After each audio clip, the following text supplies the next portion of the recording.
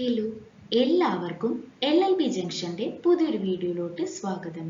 ഇന്ന് നമ്മൾ ഇവിടെ ഡിസ്കസ് ചെയ്യാൻ പോകുന്നത് റൂൾ ഓഫ് ബോണം പാർട്ടത്തിനെ കുറിച്ചിട്ടാണ്. അപ്പോൾ നമുക്ക് വൈകിക്കാണ്ട് തന്നെ വീഡിയോയിലോട്ട് പോവാം. ബോണം എന്നുള്ള വാക്കിന്റെ അർത്ഥം നിയമപരമായിട്ട് എന്നുള്ളതും അതുപോലെ പാർട്ടം എന്നുള്ള വാക്കിന്റെ അർത്ഥം ഭാഗമാവുക എന്നുള്ളതുമാണ്. സോ നമ്മൾ ഇതിനെ ഒരുമിച്ച് വായിക്കുന്ന സമയത്ത് ബോണം പാർട്ടം എന്നുള്ളത് കൊണ്ട് ഉദ്ദേശിക്കുന്നത് എന്താണെന്ന് വെച്ച് കഴിഞ്ഞാൽ നിയമപരമായിട്ട് ഒരു കാര്യത്തിന്റെ ഭാഗമാവുക എന്നുള്ളതാണ്.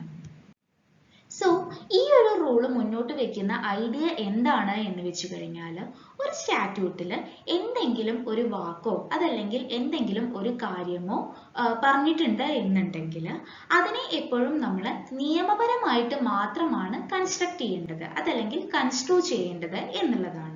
സോ ഇവിടെ പ്രസ്യൂം ചെയ്യുന്ന ഒരു കാര്യം എന്താണ് എന്ന് വെച്ച് കഴിഞ്ഞാൽ ലെജിസ്ലേച്ചർ ഒരിക്കലും നിയമത്തിന് വിരുദ്ധമായിട്ട് അതല്ലെങ്കിൽ നിയമത്തിന് വിപരീതമായിട്ട് ഒരു കാര്യം ചെയ്യാൻ ഒരു സ്റ്റാറ്റ്യൂട്ടിലൂടെ പറയില്ല. സോ ഒരു നിയമം എന്തെങ്കിലും ഒരു കാര്യം പറയുന്നുണ്ട് എന്നുണ്ടെങ്കിൽ അത് നിയമപരമായിട്ടുള്ള സെൻസിൽ മാത്രമാണ് അപ്ലൈ ചെയ്യാൻ പാടുള്ളൂ എന്നുള്ളതാണ്. സപ്പോസ് ഒരു നിയമം ഇന്റർപ്രറ്റ് ചെയ്യുന്ന സമയത്ത് അവിടെ രണ്ട് ടൈപ്പ് ഓഫ് ഇന്റർപ്രിട്ടേഷന് ചാൻസ് ഉണ്ട് എന്ന് വിചാരിക്കാം.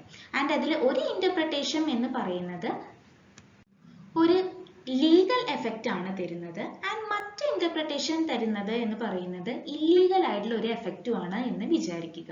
സോ ബോണം പാർട്ടം എന്നുള്ള റൂള് പ്രകാരം നിയമപരമായിട്ടുള്ളത് അതായത് ലീഗൽ ഇന്റർപ്രിട്ടേഷൻ മാത്രമാണ് എപ്പോഴും ഒരു നിയമത്തിന് കൊടുക്കാൻ സാധിക്കുകയുള്ളൂ. ഒരു എക്സാമ്പിൾ ഞാൻ പറയാം. ഇന്ത്യൻ കോൺസ്റ്റിറ്റ്യൂഷനിലെ ആർട്ടിക്കിൾ 19 ക്ലോസ് 1 ക്ലോസ് ജിയിൽ നമ്മുടെ ഫ്രീഡം ഓഫ് പ്രൊഫഷനെ കുറിച്ചിട്ടാണ് പറയുന്നത്.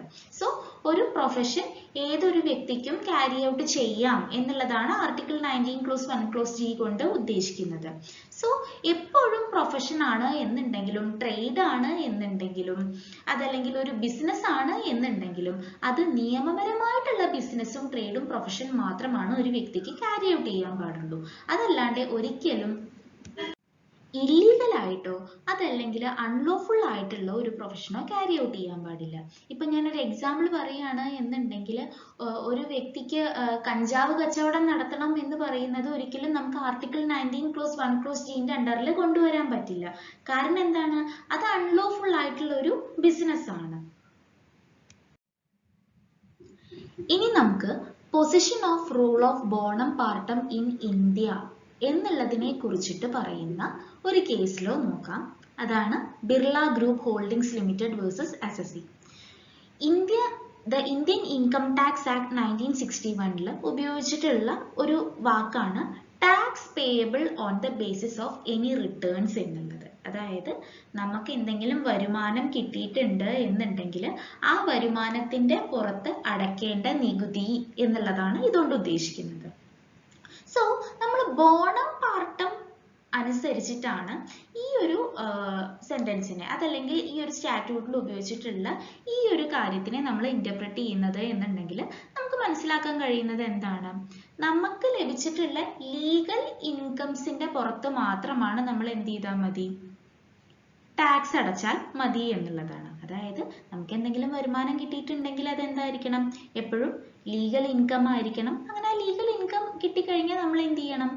അത് ഗവൺമെന്റ് അതോറിറ്റീനെ അറിയിക്കേണ്ടതായിട്ടുണ്ട്. സോ ചുരുക്കി പറയുകയാണെന്നുണ്ടെങ്കിൽ നമുക്ക് കിട്ടുന്ന ലീഗൽ ആയിട്ടുള്ള വരുമാനത്തിന്റെ പുറത്ത് മാത്രം നമ്മൾ എന്ത് ചെയ്താൽ മതി?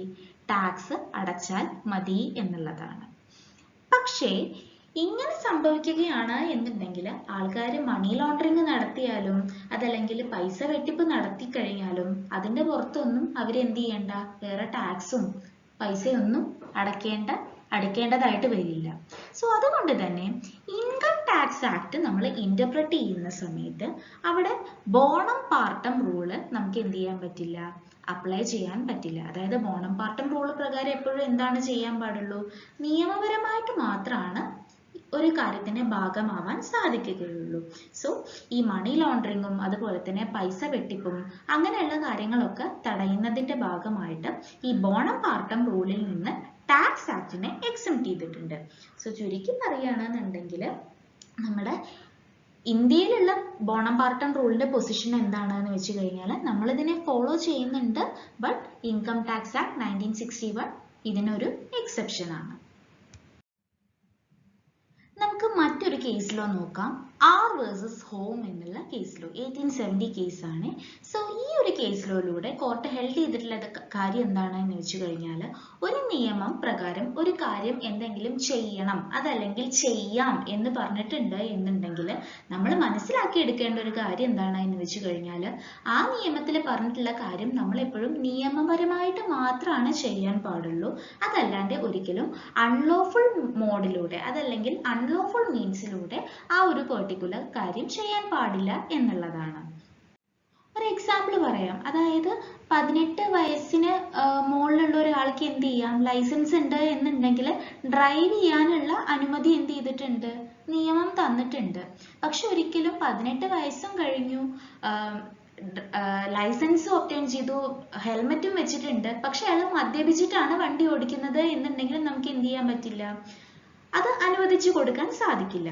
സോ ഈ കേസിലൂടെ പറഞ്ഞിട്ടുള്ളത് എന്താണ് എന്ന് വെച്ച് കഴിഞ്ഞാൽ ഒരു ആക്ടിൽ എന്തെങ്കിലും ഒരു കാര്യം ചെയ്യാം എന്ന് പറഞ്ഞിട്ടുണ്ട് എന്നുണ്ടെങ്കിൽ ആ കാര്യം ലോഫുള്ളി മാത്രമാണ് നമുക്ക് ചെയ്യാൻ സാധിക്കുകയുള്ളൂ.